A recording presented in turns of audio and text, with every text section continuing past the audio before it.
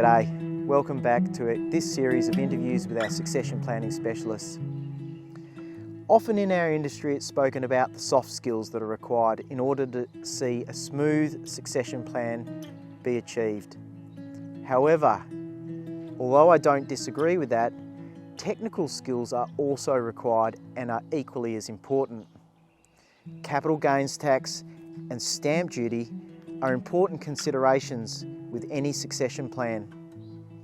We're going to go have a chat with Dale Woodruff about his views on the technical skills that are required in order to achieve smooth transitions between generations on family farms. So let's go have a chat with Dale now.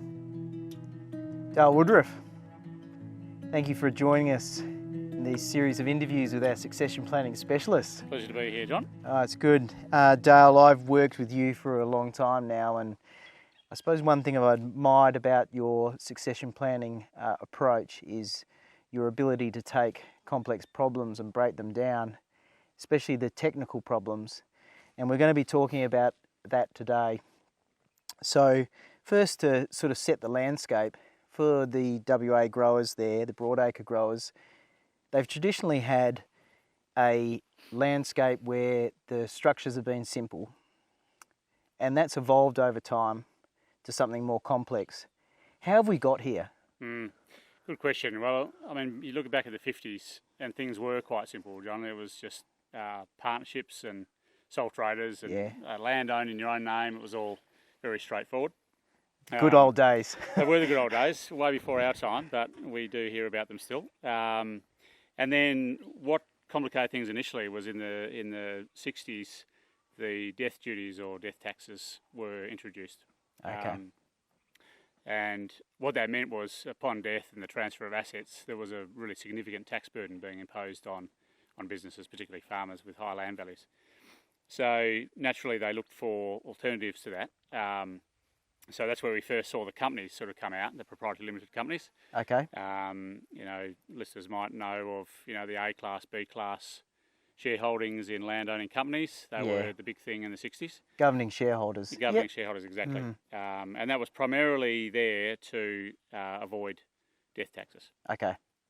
So I guess that was the start of structuring, really, as we know it. And we moved away from the sole traders and the partnerships, and we suddenly had these extra entities, being the companies. So that sort of was the landscape for probably a decade or so. Until the death duties were removed by the Fraser government, I think it was, in 1979. Right. So death duties came to an end, and largely that sort of brought an end to the usefulness of those landholding companies. And it was only a few years later, 6 years later, that capital gains tax was introduced in 1985. Yes. So that created a new challenge for tax advisors, and a big new challenge at that. And primarily, this is where the discretionary family trusts that we all deal with nowadays sort of arose from. So it came out of the CGT rules back in 85. Yeah, it was all about trying to avoid the capital gains tax, which was really the new death tax. Okay. Right, so out with the death tax, in with the capital gains tax. And capital gains tax arises whenever there's a transfer of ownership of assets. Yes. From one party to the next. Yes. And the family trusts, what they allowed us to do was move the ownership from one generation to the next without actually having a legal change of ownership.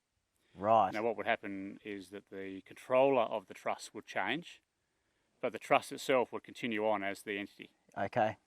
And as a result, there was no technical change in ownership, and therefore no capital gains tax. Geez, accountants must have been getting pretty excited about this. Yeah, so this is all happening before my time. I started in the industry in the early 90s. Okay.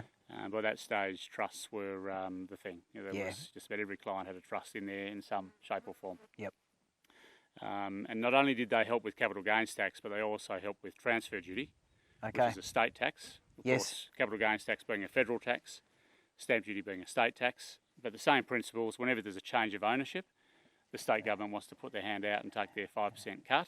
Yes. So on the same principles again, that the trust continues to be the owner through several generations. There's no technical change of ownership. Okay. And therefore the state government was missing out as well. Yep. So so trusts became a very effective commonplace tool for land ownership. They also then became part of the trading structure as well. So we've got land ownership in one area, yes, but also the trading structure. And the trusts were very good in that regard because they allowed income to be distributed amongst various family members. And I'm assuming primary production concessions as well. Trusts using those concessions. Yeah, absolutely. Yep. So very effective from a tax planning point of view and transfer duty and enabling succession planning without significant transactional costs. So that was where the trust came from, and then I suppose in the last 10 or so years, the farm businesses that we deal with have just become bigger and more complex, and there's often more family members involved. Everyone's understanding the economies of scale, so they're just becoming bigger beasts, generally. So as advisors, then we've got significant tax issues, we've got significant succession planning issues. Litigation is becoming a big issue, and asset protection becomes paramount. Okay. So really, as advisors, we're looking at all those risks and saying, well, how can we protect our clients from those risks? So the complex structures that clients have today and that we deal with, unfortunately, are really evolved out of a better risk mitigation and planning opportunities. And as businesses are evolving and becoming bigger and more complex, their structures follow suit. And here we are today, and this is what we've got. Wow. Yeah, it's actually, I like the way that you've taken us through that journey of why things have evolved and what we're dealing with now. Does that mean that, so with these complex structures, but then there's also been a lot of change in the scale of farms I heard you mention there. Does that present problems? In terms of the scale? Yeah. Well, I suppose it presents significant succession challenges. Okay. When we're talking scale, we're generally talking, more people as well as more land. Yes. So really it becomes, a real challenge for us to try and structure things to enable that succession process to unfold. Okay. And to allow one generation to follow the next. So what aspect are you talking about? It's difficult from the terms of the costs involved, as in capital gains tax and stamp duty that we've been talking about? Yeah, absolutely. So they're the big costs that we've got to get past. And I suppose from a technical point of view, a big part of our role as the accountant, as the technical advisor, is to find ways beyond those taxes and make sure clients can achieve what they want to achieve without, capital gains tax and transfer duty, which in all reality means if we can't get past those, that won't happen. So let's talk about capital gains tax. So what is the main exemption there that we're actually chasing? So I suppose the most significant concession that we use, they call them small business capital gains tax concessions. Okay. So they're contained within Division 152 of the Tax Act, without trying to get too... I love a little bit of section numbers. You can't help it. Can't help yourself. So they are by far the most valuable concession we use on a regular basis. Okay. But they're also, as often in life, also the most complex. Right. So very hard to get, and I often describe them to clients like trying to jump through 20 hoops. Okay. And if you can get through every hoop, you can pass every barrier. Yes. There's like a pot of gold at the end, and you're probably not going to pay any capital gains tax whatsoever. Wow. If you miss any one of those steps and fail any one of those hoops, you're not going to get the concessions at all. And the capital gains tax is probably going to be hundreds of thousands, potentially even millions. So it's a real cliff face. Oh, absolutely. Yeah, it's all or nothing. Okay. Actually, I like that analogy, Dale, because it's so simple yet accurate of those concessions. They are complicated, and you do have to have an in-depth knowledge and intimate knowledge of them. So what areas within that legislation what are the main barriers? What are the complexities that you're really looking at? Yeah, well, as I mentioned, there's lots of tests and steps along the way, but we often talk about the two gateway tests. Okay. And I think it's a good description because you've got to get through one of these two tests. Right. So it's an OR test. Yes. To then open up the door and get through the rest of the avenues. Okay, so what are these two tests? So the two tests, so one is the asset test. Yes. Right, which is a net assets of $6 million or less. Okay. And we're looking at the entire family group, and there's very complex rules about who's in that group and who's out. Yeah. But in simple terms, really, anyone involved in that family business, that farm business, is all going to be in the pot. Yeah, okay. And what assets are included in that?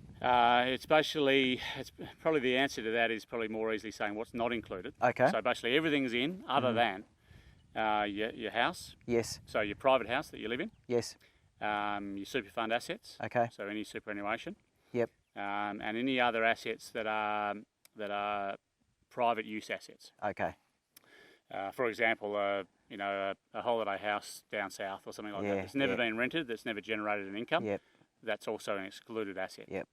So they're the main three exclusions. But pretty much everything else you've got, your rental properties in Perth, your farmland, the machinery, the livestock, minus the debt associated with those assets, all goes into the pot, and you see what we come out with. You're making me worried, Dale, because we were talking about scale of farms before. There wouldn't be many farms where they'll get underneath that $6 million test when you bring everything in. Yeah. Is that a... Yeah, very much a problem at the moment. I go back to when I first started using these concessions regularly, which is in the early 2000s. Yes. And I felt like, probably majority of our clients probably had a good chance of getting through that test. And, if you can, great. It becomes pretty easy after that. Yeah. Nowadays, I don't know. Yeah, it'd be 1 in 10 or less that can pass that test. That's a low. Particularly, the land we're looking at here. We're in Narrogin, just out of town. This would be, $3,500 an acre sort of country now. It doesn't take many acres to get above 6 million. Yeah, yeah. So you looking at strategies to get through that gateway? Is there anything there that? Yeah, there's a few things there that can work, and of course we've got to be very careful that we don't, overstep the mark. And the tax office has got some pretty strong rules. It's again talking about section numbers. This is Part 4A of the Tax Act. Where if you do anything that has a dominant purpose of just trying to avoid tax, you've got to be mindful of that. Yeah. But some strategies that I think are reasonable to look at are, looking at any pre-capital gains tax assets that you might hold. Yes. Now, of course, they're not subject to capital gains tax. Okay. Right. So we can transfer those pre-1985 assets. Yes. Without CGT, without capital gains tax, which then might get the assets of that particular person that we're looking at under the 6 million. So you're taking it out of the pot. Taking it out of the pot. Yep. Let's get that CGT land out first. Yeah. We don't have to worry about tax. Let's reassess the assets. If you're then under 6 million, maybe we then have the green light to go ahead. Yeah, okay. So that's one of the strategies with the $6 million net asset test. We've got the other gateway, which we haven't discussed. Let's get into that. Tell me about that.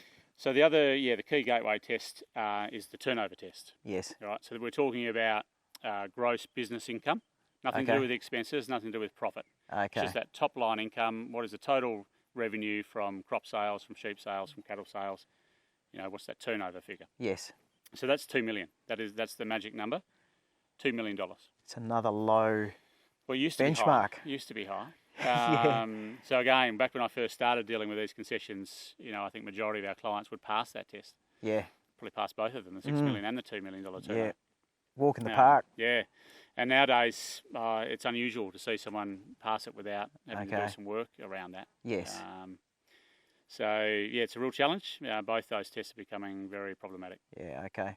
So I imagine that there's quite a few things influencing that turnover, like the timing of the income. Yeah. So, what are the main things there that people are looking at, or impacts, I suppose? Yeah. Yeah, well, farming, as you know, John, it's an interesting beast in the way it derives its income and the timing and the way you can sell grain and produce. Pools are a really good example. Okay. Whereas, if you're delivering grain to a pool, that is only partially going to be income in that particular year. Yes. As opposed to a cash sale, yeah. It's all income in that financial year. Mm-hmm. So pools, create some challenges and also some opportunities. Okay. And also deferred sales, like we had deferred delivery contracts, yes. deferred payment contracts. There's a lot of ways to sell grain. Yeah. So we've got to be very mindful of those and be clear with the client about how they're delivering grain and see what sort of opportunities that might open up. Sounds like you need to really have a good idea of when this transfer is going to go ahead and when the test kicks in and doesn't kick in, and really put some thought into that and I'd imagine that there'd be a lot of advisors out there with not necessarily the specialisation in farming that understand what is available there and the impact on turnover. Would that be a... Yeah, absolutely. I often think in my role at Byfields as a director in Narrogin, if I wasn't dealing with agribusiness and farmers, you know, as my main role. Yes.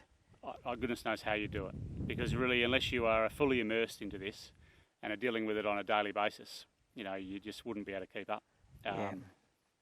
So yeah, it is complex, and I mean, even knowing things that are relatively simple, like you can use the turnover of the previous financial year or the current year.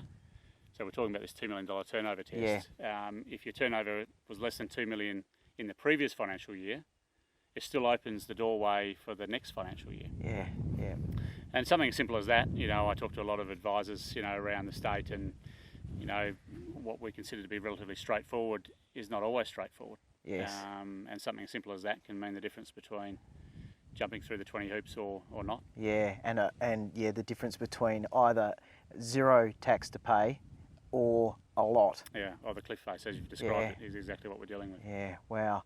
So we've talked about capital gains tax. Let's get on to stamp duty. You know, another hurdle that can mean a blockage for some succession plans. You know, the state government putting out their hand with these big swaths of farmland being transferred. So tell me a little bit about the Duties Act and the exemption. So as you said, really a land transfer from one generation to the next fundamentally is a dutiable transaction. Yes. And we're looking at, roughly speaking, 5% of the land value. Yes. So, you know, it's going to add up pretty quickly, and a couple of $1 million worth of land is going to be $100,000 worth of duty, and, you know, it doesn't take much to stop a succession plan. So the state government, knowing this back in 2000, introduced an exemption. Yes. In the Duties Act, 2008, to allow for intergenerational land transfer. Okay. So a very good provision, really well received at the time, and it actually did allow for a lot of succession to move forward, which were otherwise blocked. Now I'm waiting for a but. Then what happened? Well, the but is that like the CGT concessions, they're extremely valuable, but also very complex. Okay. And coming back to the start of our conversation about structures. Yes. And where you've got companies involved and trusts and unit trusts and the like. The rules don't sit well with those type of structures in place. Okay. So therefore they don't sit well with the majority of our farming clients. So you've got to be very aware of, you know, for example, who the beneficiaries of the trust, the trading trust are. Yes. Now, just as an example, you know, if those beneficiaries include a company or a charity or a unit trust. Yes. Right, straight away that exemption is off the table. Wow. Right, now most of our farming clients at the moment would be farming through a family trust. That's probably the typical trading structure we see these days. It would be. Most of those trusts would have charities and companies, etc., as potential beneficiaries. Yes. So straight away we're hitting a barrier, and we need to start looking at the trust deed. Okay. And talking to lawyers and talking to the client, of course, about potential variations to that. So narrowing the scope of it, down. Which comes potentially at a cost, because if, for example, the client is allocating profit to that corporate beneficiary, and that's saving them significant income tax. Okay. And suddenly, as a result of the succession planning, we are suggesting the removal of that corporate beneficiary. Yeah. Well, that might be great for the stamp duty exemption, but what does it mean for their income tax planning going forward? It's a real issue, isn't it? It's like a multivariate problem, isn't it, that you're trying to unpick? Like, you've got to look at the trade-offs of different moves that you make. I could imagine not having a corporate beneficiary at a 25% tax rate over a long period of time would actually add up, wouldn't it? And you could imagine what clients are like if they've had one for a while and they can see the tax savings they've enjoyed from that corporate beneficiary. Yep. Pretty difficult pill to swallow to say, oh, we're going to remove that. And potentially, you know, the long-term tax savings might be greater than the short-term transfer duty. Yeah. And the decision might be to pay it. Having said that, you know, most of the time we'll be looking for some better alternative than paying the tax. Yeah, okay. So Dale, we've covered off on some pretty big meaty topics here with regards to the technical aspects, and I'm intrigued to understand, to wrap this up, what characteristics of an advisor do you see are very important in succession planning? Well, I think it's a challenging role because you need to be many things. I mean, we've talked today about the technical aspects of capital gains tax and transfer duty. So I think, you know, on that front, you need to be someone who really is prepared to understand the Act and read legislation and do that extra training and Yes. go to those external professional development days and really immerse yourself in that topic. Okay. Because if we make mistakes there, right, that's not going to cost thousands, that's going to cost hundreds of thousands. Like we're talking big numbers these days. The risk is high, so you know, I personally take that responsibility very seriously, and you need to really immerse yourself, like I said, into that role. So you need to be a bit of a boffin and, you know, and embrace the technical challenges. Bit of a geek. A bit of a geek, yeah. Yeah. I'll put my hand up. There I am. But I suppose you also got to get past the technical aspects. Yes. And deal with the human aspects as well of succession, which are equally as challenging. Yes. So you have to get yourself out of this technical mindset, and that's not the whole picture. That's part of the picture. Yeah. And then become someone who's willing to listen, you know, and build rapport and understand people and their emotions and the family history and, you know, the stuff that happened, you know, 30, 40, 50 years ago. Yeah. You can't brush through that.